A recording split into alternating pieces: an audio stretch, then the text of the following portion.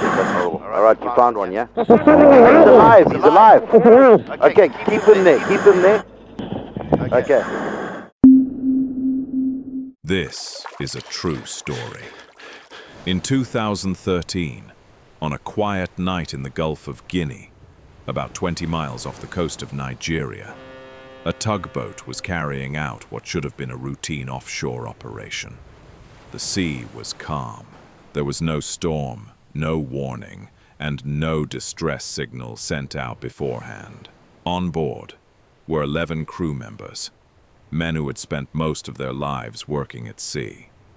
One of them was the ship's cook, Harrison O'Keefe. That night was supposed to be just another shift. No one expected anything out of the ordinary. Without any notice, the vessel suddenly lost balance. In a matter of seconds, the tugboat capsized completely, flipping upside down and filling rapidly with freezing seawater. The lights went out almost instantly. Passageways twisted.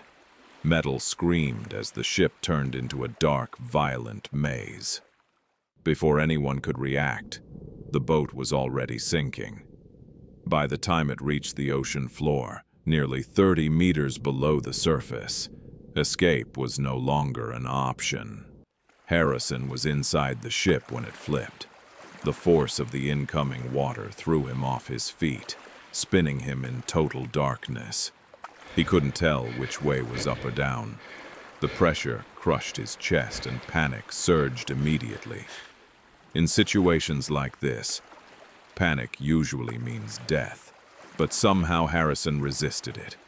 Instead of thrashing wildly, he forced himself to slow down. Blindly, using only his hands, he followed the structure of the ship, feeling his way through twisted metal and debris. His lungs burned.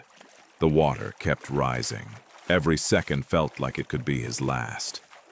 Then, by pure chance, he reached a small enclosed corner of the vessel.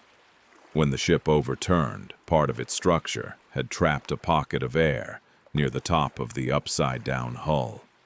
It wasn't designed to save anyone. It was an accident of physics. That accident became the only reason he stayed alive. The tugboat settled upside down on the ocean floor, turning into a steel tomb. Harrison stood in chest-deep water, his head pressed into the last remaining breathable space. The air was thick with diesel fumes and salt. Every breath burned his lungs. He had no light, no food, and no clean water. As the hours passed, the cold began to drain the heat from his body. His muscles stiffened, his hands shook. But the cold wasn't the worst part. The silence was. In the darkness, with nothing but the sound of his own breathing, Harrison began to feel things drifting past him. At first, he thought it was debris moving with the water. Then he realized what it really was. Bodies. His co-workers. Men he had been working alongside only hours earlier, now floated through the wreck, lifeless and silent, occasionally bumping gently into the ship's interior. In that moment, Harrison understood something terrifying. He was the only one left alive. He didn't scream. He didn't cry out for help. He barely moved. Instinctively, he knew that oxygen was no longer just air. It was time. Every fast breath shortened the amount of time he had left, so he slowed everything down. He controlled his breathing, keeping it shallow and steady. He minimized movement, letting his body sink into near stillness. When thirst became unbearable, he made a desperate decision. He drank small amounts of oily seawater. He knew it could harm him, but dehydration would kill him faster. Time lost all meaning. There was no day or night, no sense of how long he had been there. Just breath after breath, in complete darkness, trapped at the bottom of the ocean. Above him, rescue teams had already assumed the worst. Officially, the accident was considered a total loss. All 11 crew members were believed to be dead. But Harrison was still alive. For nearly 60 hours, more than 2 full days, he remained inside that tiny pocket of air, waiting in darkness, unsure if anyone would ever come. Several days after the accident, a team of deep-sea divers was sent down to inspect the wreck. Their mission was routine: recover bodies, assess damage. No one expected to find a survivor. As one diver entered the overturned hull, his light cut through the black water. That's when he saw something move. A hand. At first, he assumed it was a reflex, caused by currents or pressure.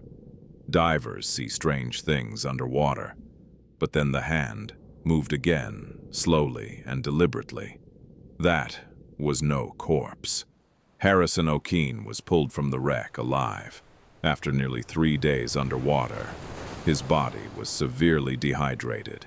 His skin was pale and damaged from prolonged exposure. His muscles barely responded, but his heart was beating. Doctors later described his survival as one of the most extraordinary underwater rescues in modern maritime history. A man trapped at the bottom of the ocean, with almost no air, no food, and no light, had somehow stayed alive.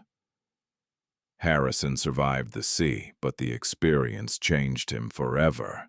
The physical wounds healed, but the psychological scars remained. Still, his story stands as proof of something remarkable.